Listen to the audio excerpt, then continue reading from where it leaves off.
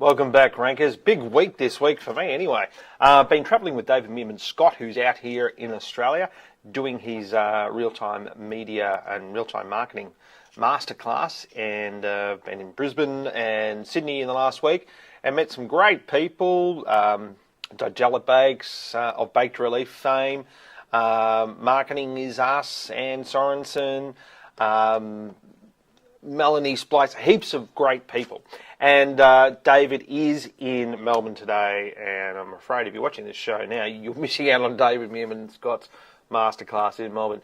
But do go and buy his latest books, and his latest one, Real-Time Marketing, is a great audio book, as it happens. And he's reading it himself, which I always love when the authors read their own books, so you can go and get that on iTunes. He's also got his own iPad and iPhone app.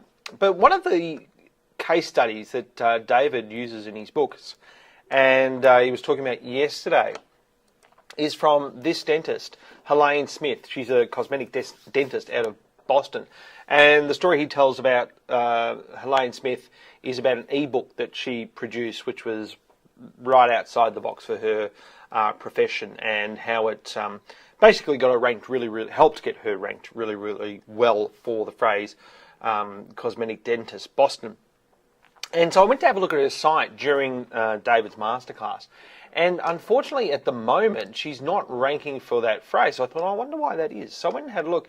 And I did a quick index search. Remember, if you're going to want to find out what Google knows about your site, the best way to do that is site, and then the name of your site, or the address of your site. And right up front, you see the first listing in Google. It says here in the page title, maintenance mode. And if you go to the site, you can see that basically the site's off the air. Now, there could be a very good reason for this, but if you're ever going to do maintenance, I'm always at a loss as to why sites go off the air. There's really no need for it, because your web development company, and there might be a very good reason for this one, but your web development company should be able to do all the work on your site and then just push it live and take the old one offline, rather than taking the existing one down and putting the new one up.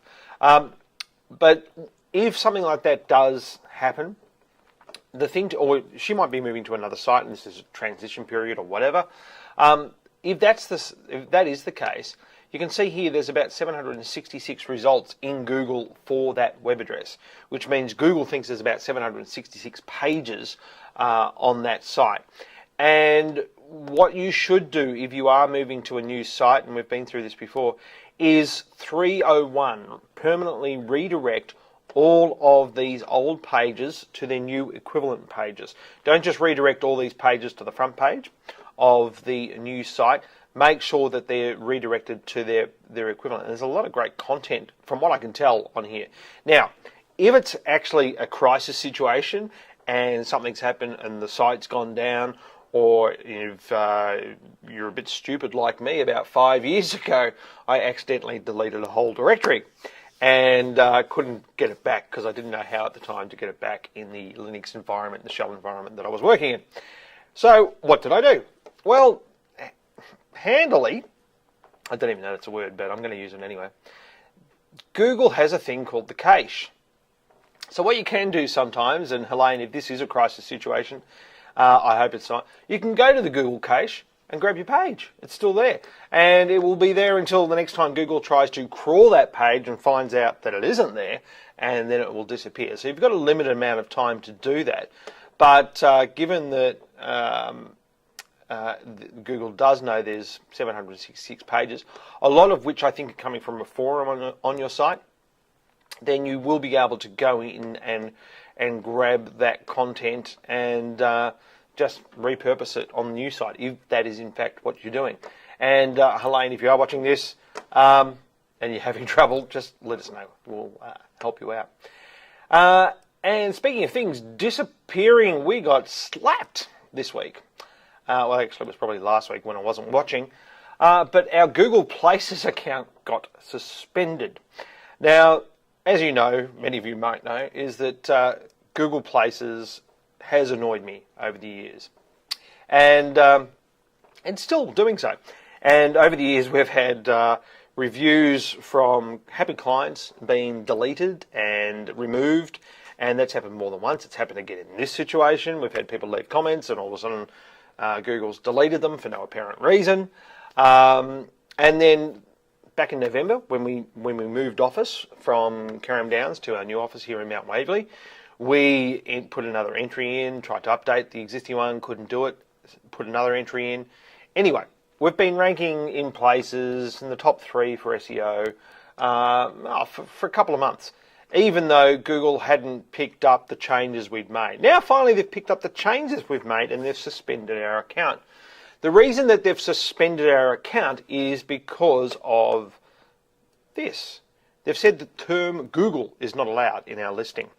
So I went through our listing. The only place that Google actually appears in our listing is in the email address. Years ago when Google Maps first started, and I think it was probably 2007, something like that, I set up, it might have been 2008, I set up our initial Maps entry, and the email address that we used at the time was googlemaps@stuartmedia.biz, because I always set up a customized email address for anything that I sign up for, anything that I subscribe to, so I know that if, number one, if someone sells that email address, I know who's selling it, and number two, I can switch it off if the thing that I've subscribed to doesn't allow me to unsubscribe. So I use Google Maps at stuartmedia.biz, and of course, as I suspected would happen, we started getting spam from that. And this is back in, well, if I go to the oldest listing here. So we started getting spam from people harvesting the email addresses off Google Maps back in 2008, you can see there. And then, right up until current time, even as late as 28th of March. Anyway, over the time, we've had about 250 pieces of spam from people harvesting the Google Maps address.